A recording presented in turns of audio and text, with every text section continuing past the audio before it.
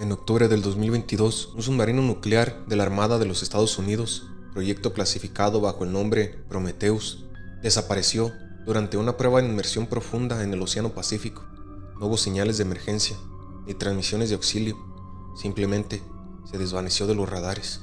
72 horas después, el submarino reapareció a la deriva en una pequeña isla deshabitada a más de 1300 millas de su última ubicación conocida. Las compuertas estaban cerradas desde adentro, sin rastro de la tripulación. Solo un código parpadeaba en la consola principal, un 9 activo. La Armada, desconcertada, envió a la Unidad 9, un escuadrón SEAL especializado en recuperación y contención. 8 operadores altamente entrenados, ninguno con historial de fallos en misión, fueron insertados por helicóptero en la isla a las 2 de la madrugada, con la orden de investigar el submarino, recuperar los cuerpos o la información y salir. Lo que siguió solo se conoce gracias a una transmisión recuperada de uno de los cascos del equipo. Durante los primeros minutos, todo parecía en orden. Ingresaron por la escotilla superior y comenzaron a explorar los compartimentos. No había signos de violencia, ni cuerpos, pero las paredes interiores del submarino estaban cubiertas por una fina capa de humedad y un zumbido constante, apenas audible, vibraba en el aire. A los 16 minutos de grabación, el operador Mendoza reportó haber visto una sombra cruzar el pasillo. No había nadie más en ese sector. A los 23 minutos, el soldado Ramírez comenzó a hablarle al intercomunicador, pero no en inglés. Las palabras eran guturales, sin sentido, como un idioma ahogado. Cuando sus compañeros intentaron calmarlo, él se arrancó el auricular y corrió hacia la sala de mando, cerrando la puerta tras de sí. En la grabación se escuchan golpes, gritos y luego silencio. Minutos después, el teniente Bauj ordenó retirada, pero ya era tarde.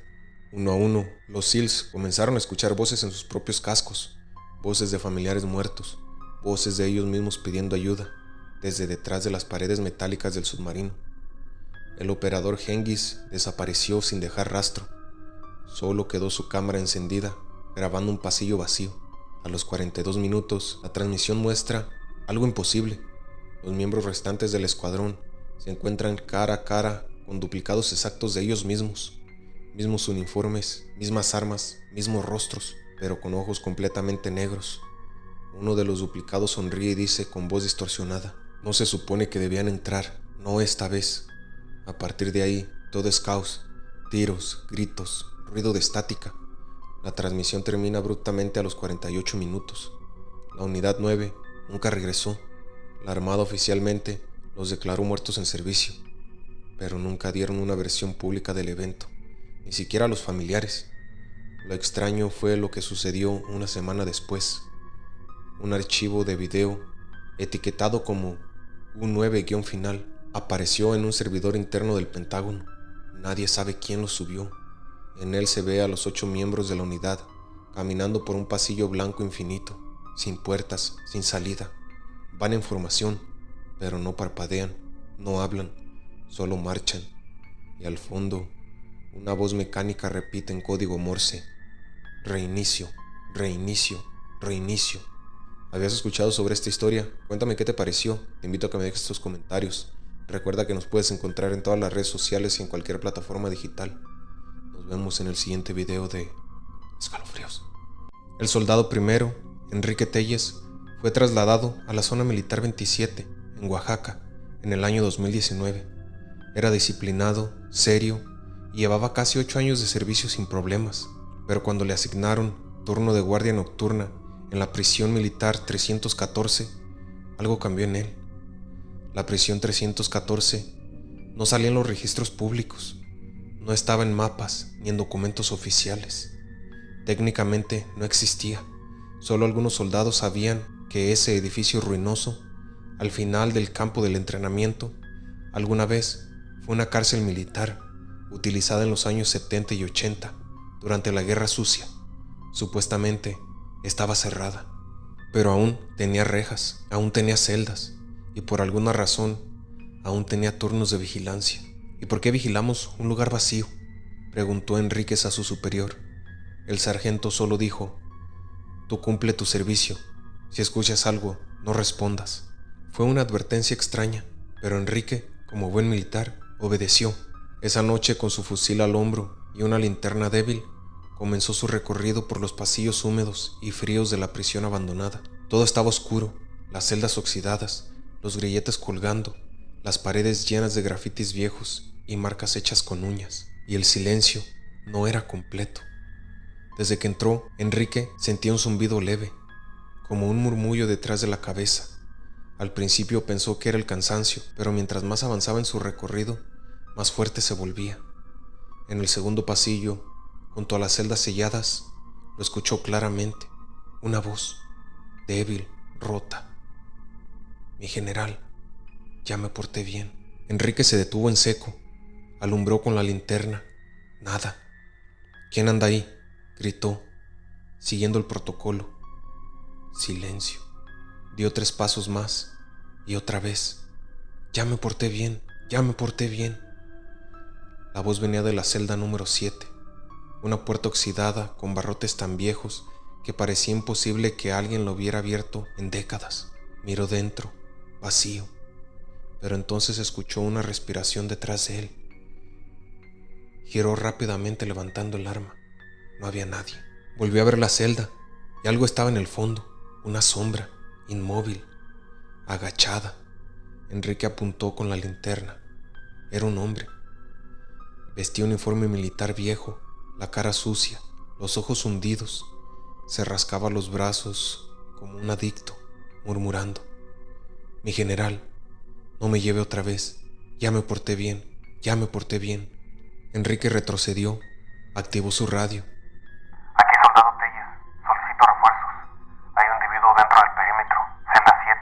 Repito, hay alguien aquí. Pero la radio solo respondió con un ruido blanco y un susurro, una sola palabra: Traidor. La linterna parpadeó, y cuando volvió a alumbrar, la celda estaba vacía. Enrique retrocedió hacia la salida.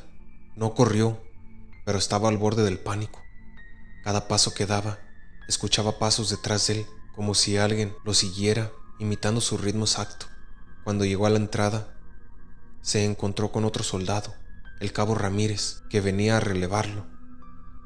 Pero cuando lo miró, Ramírez palideció. Telles, ¿qué te pasó? ¿Qué? Estás lleno de sangre, cabrón. Enrique se miró. Tenía las mangas empapadas, las botas húmedas, pero no sentía dolor. La sangre no era suya. En ese momento, la alarma del cuartel se activó sola. Al día siguiente, el comandante en turno ordenó cerrar nuevamente la prisión 314. Dijo que hubo una falla eléctrica y que Telles tuvo un episodio de estrés. Pero Enrique sabía la verdad. Al día siguiente, fue al archivo antiguo, buscó los registros clasificados y encontró algo que lo congeló. El interno de la celda 7 existió. Soldado raso David Almazán, detenido en 1979 por insubordinación y prácticas ocultistas. Murió en custodia, quemado vivo dentro de su celda, luego de supuestamente intentar un ritual para desaparecer. Desde esa noche, Enrique pidió su baja voluntaria del servicio activo. Nunca volvió a portar un arma, y a veces, cuando se levanta a las 3 de la mañana empapado en sudor, todavía escucha la misma frase: Mi general, ya me porté bien. ¿Habías escuchado sobre esta historia? Cuéntame qué te pareció. Recuerda que nos puedes encontrar en todas las plataformas como Escalofríos. Y nos vemos en el próximo video de Escalofríos. ¿Has escuchado sobre el Panteón del Silencio? Si no es así, te invito a que te quedes, porque hoy te contaré una historia de terror sobre él. Comenzamos. En un pequeño pueblo al norte de México existe un panteón que ya nadie visita, no porque esté abandonado, sino por algo mucho más inquietante. Todos saben que algo extraño sucede ahí, pero nadie se atreve a hablarlo en voz alta. Por décadas, el encargado de ese lugar fue don Eusebio, un sepulturero de 63 años que dedicó su vida a mantener el panteón limpio, tranquilo y cerrado después del atardecer. Jamás aceptaba turnos nocturnos y siempre salía antes de que se pusiera el sol, pero cuando enfermó y tuvo que retirarse, el municipio contrató a un reemplazo, un hombre más joven, serio y reservado, llamado Aurelio. La primera semana, todo fue normal. Aurelio limpió, organizó y siguió los pasos de don Eusebio, pero una noche, al pasar frente al panteón, camino a casa, notó que varias tumbas estaban abiertas, no saqueadas, no rotas, solo abiertas, con la tierra perfectamente removida, como si alguien hubiera salido desde adentro. Pensó que era una broma macabra. Volvió al día siguiente y cerró todo con ayuda de otros trabajadores del municipio. Reforzaron algunas lápidas con concreto y dejaron cámaras instaladas como medida de seguridad. Pero las cámaras no grabaron nada.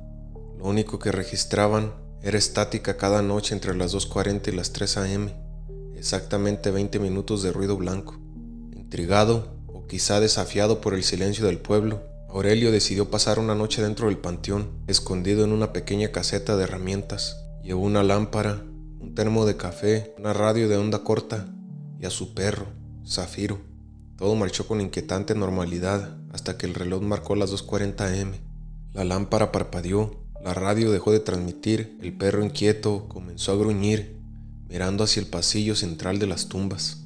Aurelio, con el corazón acelerado, se asomó por una rendija y fue entonces cuando los vio.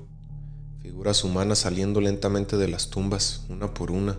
No eran cadáveres ni espectros, no estaban podridos, no eran esqueletos, eran personas, vivas, reconocibles, gente del pueblo, el carnicero, la señora que vendía tortillas, el maestro de la secundaria, todos con los ojos cerrados, caminando en fila hacia la cripta más antigua del lugar, una estructura olvidada sin nombre, sellada con cadenas oxidadas, y entre ellos estaba él mismo.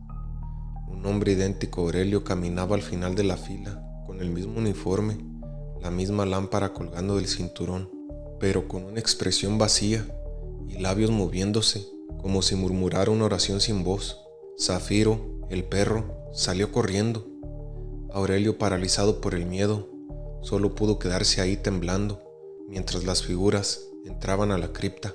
Una vez dentro, la puerta se cerró sola. A las 3 a.m. exactas, todo volvió a la normalidad.